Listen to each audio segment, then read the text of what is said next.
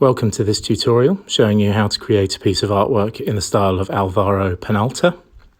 And you'll see in Photopea I have already opened up a photograph of myself, and the first thing I'm going to do is get rid of the background. So with the magic wand tool, because I have a plain background, I'm just going to magic wand it all and then press delete, and that gets rid of my background. I'm then going to rectangle select the whole of my photo, and then with the arrow tool pressing shift, I'm just going to shrink it a little bit so I've got a little bit more room to play with. Okay, right, first thing I'm going to do after that is just to desaturate my image. So image adjustments, hue saturation. And I'm just going to bring the saturation down a little bit to make my piece a little bit more like the artist's work. Okay, and I'm just going to go image adjustments, color balance as well, and just put the blue up just the tiniest bit, just to make it a little bit colder. Okay, and I've opened a piece of the artist's work so I can see the colours, and I'm going to use the eyedropper and click it on the background so that I can make my background exactly the same colour. So I'm going to make a new layer and drag it down below my photo layer, and then with the paint bucket tool I'm just going to click, and that's going to cover the whole of my background for me. Okay. And actually, now I look at it, I'm just going to make my photograph a little bit lighter, because now I've got the background on there, I think it should be. So image adjustments, brightness and contrast, and I'm just bringing up the brightness a bit, and that's better. Okay, now to add some shapes and general weirdness. Okay, so I'm going to use the shape tool, and I'm going to get the ellipse shape, and I make sure there's no fill, and at the moment I think it doesn't matter what colour really, yellow at the moment, but I'm going to change that up. Okay, so I'm going to draw that circle holding shift so it is a nice perfect circle. Then I'm going to drag the size of the stroke up. It's not big enough, so I'm going to type in 180, click OK, and that's good. Next up, I'm going to right click on that layer and rasterize it so it's no longer a live shape, which will allow me to begin deleting bits. So I'm going to mask off the top half and press delete, and mask off the bottom left corner and press delete, and I'm left with a shape that I want to use. Okay, right, so using the arrow tool, just going to move that into place where I want it, and then I'm going to grab, again with the eyedropper, the colour of the yellow in the artist's work, and I'm going to paint bucket that so I get the same yellow. Okay, right, next up I'm going to right click on that layer and click duplicate layer, and I'm then going to change the colour of that layer to something a little bit more orangey, and paint bucket, fill that layer in and drag that to below my yellow shape. And then I'm going to use the arrow tool and the direction keys on my keyboard just to nudge that orange shape slightly out of alignment with the yellow one, so that it makes the yellow shape look three-dimensional, like it has sides, like darker sides. Okay, right, I've just zoomed in a bit so I can see it a bit closer up. Just going to do a bit more nudging, and then once you're happy with that, it's time to move on to our next shape. Okay, and for this one I'm going to get the rectangle shape down the bottom, there it is, and I'm going to draw a rectangle, and this one's going to go over my eye. Don't worry if the stroke's too big at the moment. I want my fill to be kind of pink though, and click pink, and I want my stroke to be the same, and then I can bring down the size of the stroke, make it look more normal, like I was expecting. And then the arrow tool to just move that into position and squish it, stretch it, rotate it to where I want it. And obviously each of these shapes, it's completely up to you where you have them. I'm now going to right click on that layer and rasterize it to turn it into just a normal shape rather than a live one. And I'm going to click on that drop down menu above the layer and go to multiply so I can see my photo through it.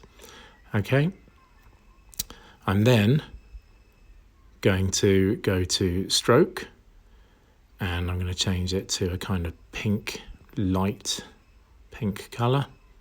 That's good. Click OK. And I'm going to put 5 pixels rather than 3. Click OK. All right, that's that shape done. Now another shape. So I'm going to grab the rectangle tool again, and this one's going to go over my lips. I want this one to be red though, so I'm going to choose red for my fill and my stroke.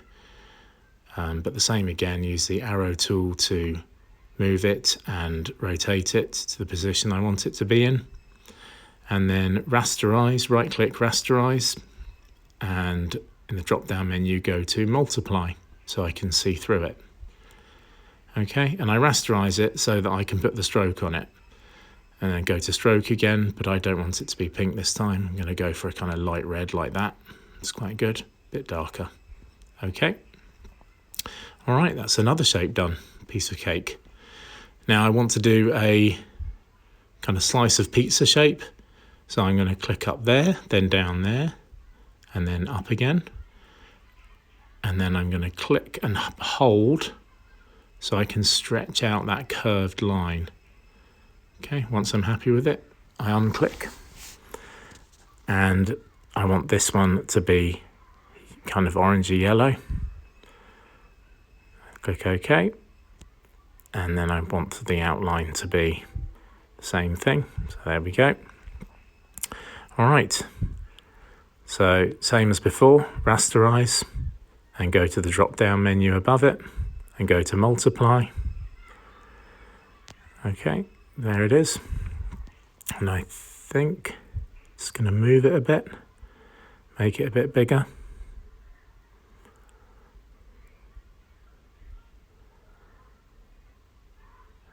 Okay. And I'm just going to make it a bit lighter. It's a bit too light at the moment, so that's good. A bit more yellowy. Right, same as the other shapes, put a stroke on it. I want this stroke to be a nice light beigey yellow. Click OK. There we go. Right, another shape done. Now let's do another solid shape. So I'm going to get the ellipse shape again, hold the shift key to make it circular, and then no fill, but I'm not worried about the colour at the moment, I don't think. I'll just leave it as this orange, but I do need the stroke to be nice and big, so I'm going to make it 200, I think. Okay. Rasterize that layer, and then this time I'm going to get the Polygonal Lasso tool. There it is, and I'm going to trim off most of it except for this bit around here. So I'm just going to go around the rest and then press delete, and that's going to get rid of that. Now just deselect the mask, and I'm just going to shimmy that into place where I want it, and I would like it to be a purple colour, so I'm going to go back to the original artist's work, grab that purple, and then use the paint bucket to fill in that section. Okay, I'm going to duplicate that layer, because I want to put some shadow under it. Go for a nice dark purple, and paint bucket in, that layer, nice dark purple. I'm going to drag that layer underneath the light purple layer, and then with the arrow tool and the direction keys on my keyboard, I'm just going to nudge that again so it makes the shape look a bit three-dimensional. Okay, and I'm just going to nudge that a little bit over and up just to put them into place. Okay, right, new shape, another pizza shape I think. So up there and then down there and then up and then over and drag to make the pizza shape. Don't worry that the stroke's so big at the moment. I'm going to change that so I can bring that stroke right the way down, and I'm going to fill this piece with nice pink So I'm going to go back to the original artist's work and colour drop that pink so I get the right pink. And then I'm going to go to the pen tool again. There it is. And I'm going to fill with that pink. And you'll see I put it in that little box there. So click OK.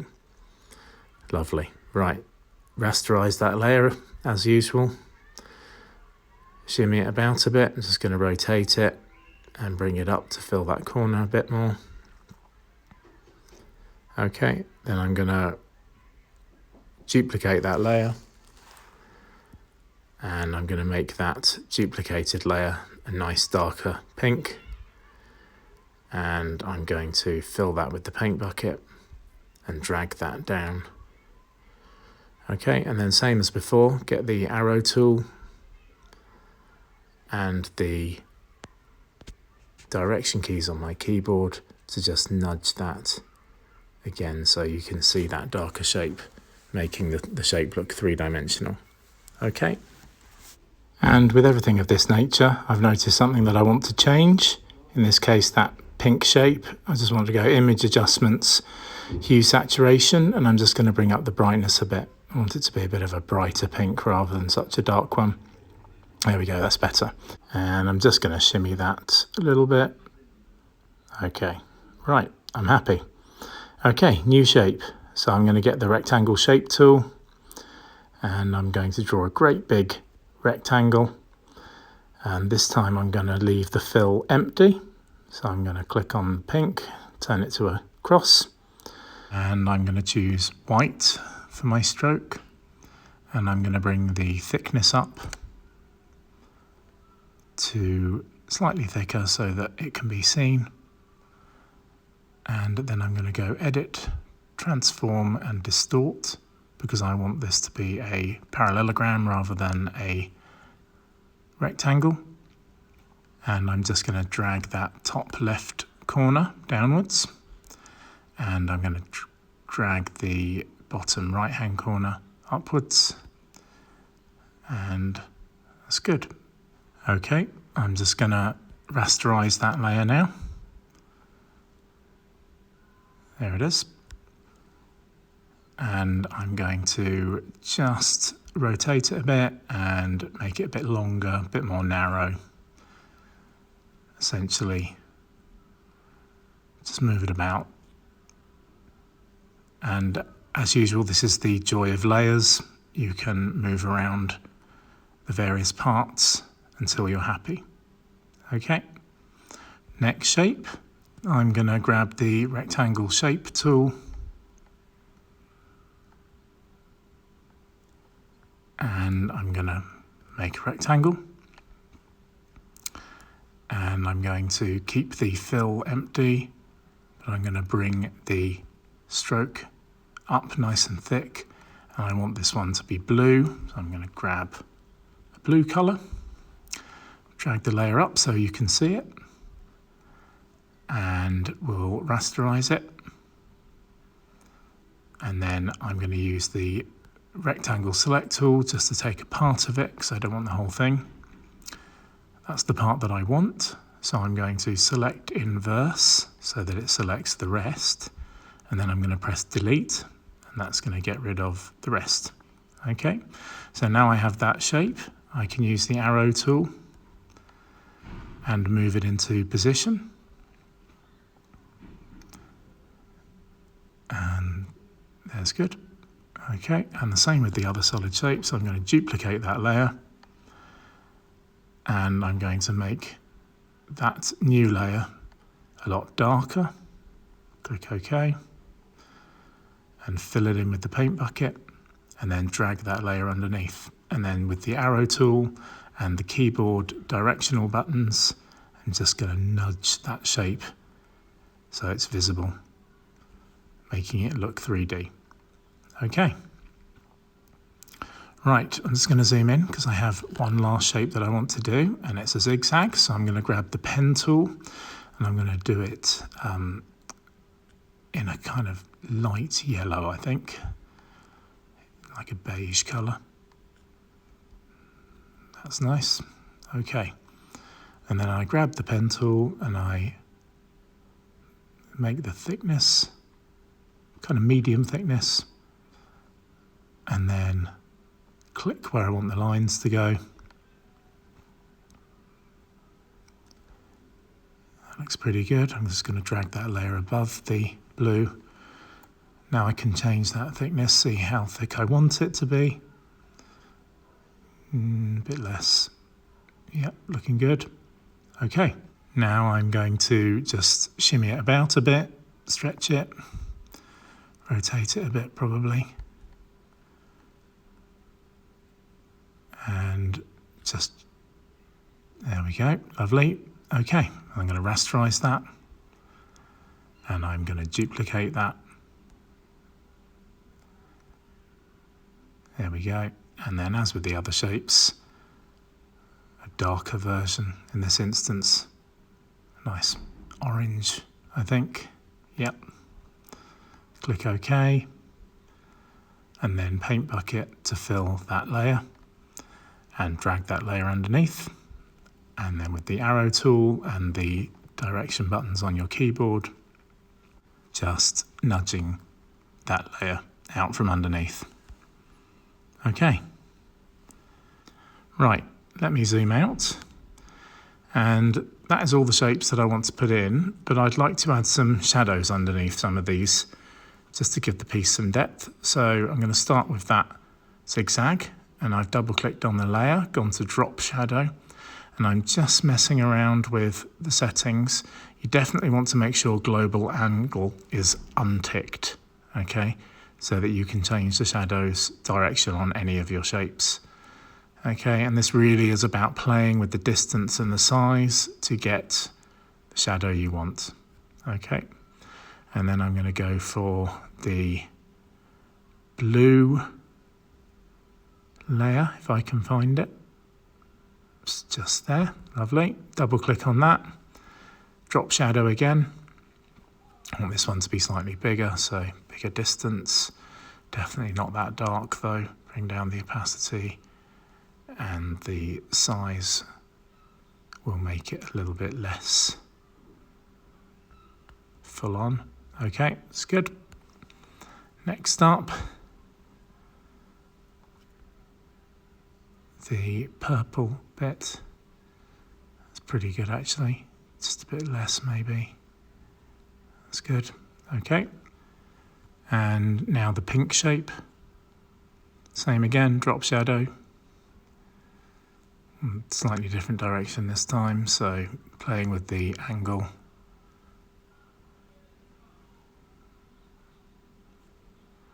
Don't want it to seem so far away from the purple shape, so just bringing the shadow down a bit. You're going to have to just decide where you want your shadows to be and play with the distance and size and the angle to get what you want. Okay. And I think down pink shape here. That looks pretty good. Just change the angle of it. Nice. Click OK. And the red lips. Again, drop shadow. Looks good. Click OK.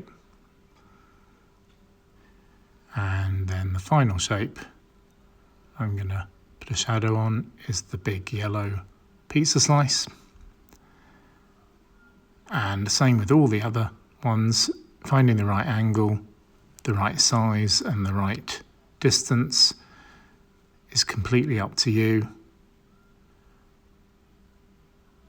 and will differ from picture to picture, so it's very much about experimentation. Click OK, and that is it. That is this piece done and dusted. I hope you find this tutorial helpful.